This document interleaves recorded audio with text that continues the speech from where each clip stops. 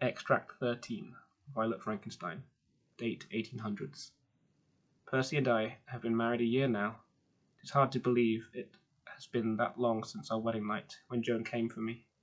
I often think of her, and of Aldous and young Percy and Violet. I hope they are well, but I guess I shall never know. I do, however, have faith they will be well, as I know Joan will look after them. I hope she comes to visit one day, as I miss her wild ways and grow tired at times of the conservative routines of London life. There has been much to keep me busy, though, as Percy and I endeavour to promote equality to all.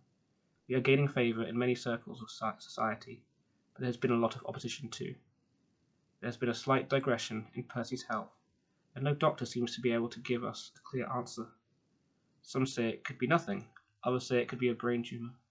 We don't want to live in fear, and we try to live life as normal, but inside I fear the worst. Further pains and disappointment have plagued us too.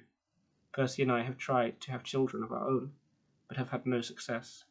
It breaks my heart, but I see it worse in Percy. I hope there is time, and we will keep trying. I know he wants more than anything to be a father. I must confess, in my darkest worries, I think of the secrets of life and death my mother knew. The temptation to explore them comes strong to me, but I must resist and remember the mistakes of playing God in that way. The loss of my arm helps me remember all that I suffered because of those choices, but at times it adds to the temptation. For, if I used my mother's knowledge, surely I would learn how to have my arm back, and perhaps help Percy.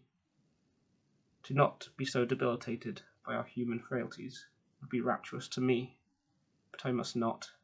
I must not. Oh, how weak I am to such temptations. If it wasn't for Percy, I'm sure I would succumb. He is my light and strength in this darkness. I must resist for his sake. I will do as he has told me, and focus on what we have to do, and not take for granted whatever time we have, and all the blessings in our lives.